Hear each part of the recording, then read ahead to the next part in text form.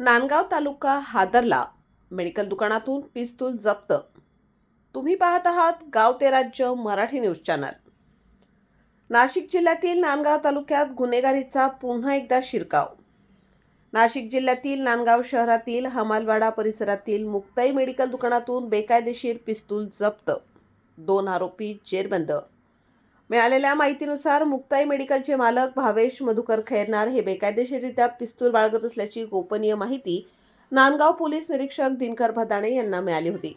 या माहितीच्या आधारे गोपनीय विभागाचे दत्ता सोनवणे, पोलीस हवालदार दिलीप निकम, मुदत्सर शेख आणि अनिल जाधव यांनी तातडीने कारवाई करत मेडिकल दुकानावर धाड टाकली. पोलीस दुकानात पोहोचताच काउंटरवर बसलेला भावेश खैरनार हा घाबरलेला आढळून आला.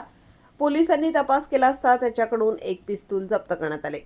चौकशीत भावेश खैरनार याने हे पिस्तूल रुद्राक्ष दीपक सोनवणे या व्यक्तीकडून 20,000 रुपयांना खरेदी केल्याची कबुली दिली. या प्रकरणी नांदगाव पोलीस ठाण्यात पोलीस शिपाई गोपनीयचे दत्ता सोनवणे यांनी तक्रार दाखल केली आहे. गुन्हा रजिस्टर क्रमांक 93/2026 भारतीय शस्त्र अधिनियम 1959च्या कलम 3 आणि 25 अंतर्गत गुन्हा दाखल करण्यात आला आहे. पोलिसांनी दोन्ही आरोपींना ताब्यात घेतले असून त्यांना सकाळी न्यायालयात हजर करण्यात येणार असल्याची माहिती मिळत आहे.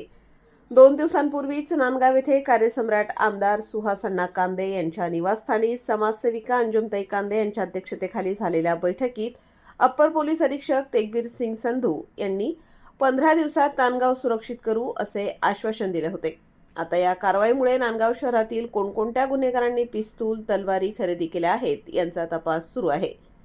मेडिकल व्यवसाय हा जनतेच्या आरोग्याची सेवा करण्यासाठी असतो, परंतु मेडिकल दुकानातच बेकायदेशीर शस्त्रांचा व्यवहार होत असेल तर ही चिंताग्रस्त बाब आहे. संपादक विजय धामणे, नांदगाव, नाशिक. ज्या चोऱ्यांची घटना घडल्या होत्या त्या पार्श्वभूमीवर आमचं सर्च ऑपरेशन सुरू होतं. काही गुप्त बातमीदारांची तपासणी आमची सुरू होती. त्यांच्याकडून माहिती मिळवण्याचा आम्ही प्रयत्न करत होतो. त्या प्रयत्नांच्या दरम्यान आम्हाला गुप्त बातमीदारांकडून अशी माहिती समजली की एक कोर्टासमोर एक दुकान आहे मेडिकलचं. त्या दुकानामध्ये एक व्यक्ती जो आहे ज्याचं नाव भावेश खैरनार आहे, त्याच्याकडे एक गावठी कट्टा असल्याची माहिती मिळाली होती. ती माहिती मिळाल्यानंतर आमचे पोलीस पथक जे आहे, पथकातील दत्ता सोनवणे, मुदत्सर शेख आणि दिलीप निकम यांना पंचांचं सदर ठिकाणी झडती घेण्यासाठी पाठवलं. तर तिथे आम्हाला एक गावठी कट्टा बनावटीचा मिळून आलेला आहे. तो ताब्यात घेतला.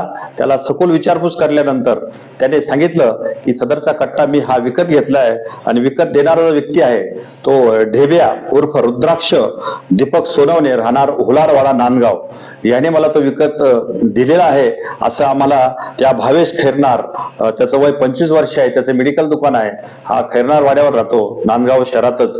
या दोघांना आम्ही सदर गुन्ह्यात अटक केलेली आहे. अटकेनंतर आम्ही त्याला माननीय न्यायालयासमोर हजर करणार आहोत. पुढील तपास आम्ही त्याची रिमांड मिळावी यासाठी न्यायालयाला विनंती करणार आहोत. सदरची जी माहिती आहे ती आम्ही वरिष्ठांना दिलेली आहे. सदर कामी वरिष्ठांचे आम्हाला मार्गदर्शन लाभलेलं असून सदर कामी माननीय पोलीस अधीक्षक साहेब श्री बाळासाहेब पाटील साहेब, तसेच मालेगाव विभागाचे माननीय अप्पर पोलीस अधीक्षक श्री तेगबीर सिंग संधू साहेब, तसेच आमचे मनमाडचे SDPO साहेब श्री बाजीराव महाजन साहेब यांनी आम्हाला योग्य ते मार्गदर्शन केलेलं आहे.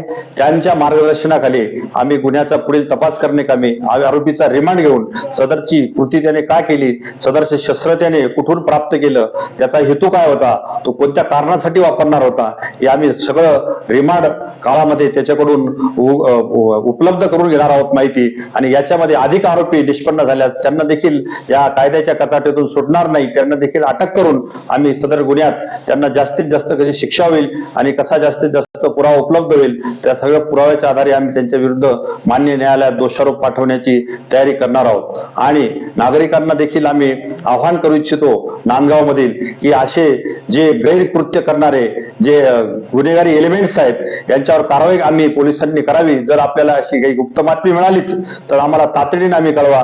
आम्ही दुसऱ्याच मिनिटात तिथं हजर होऊ आणि अशा गुन्हेगारी ठेचून कशी काढता येईल यासाठी आम्ही कसोशीने प्रयत्न करणार आहोत. आणि आम्हाला नागरिकांनी मदत करावी, साथ द्यावी अशी आम्ही विनंती करतो, असे आवाहन करतो. धन्यवाद.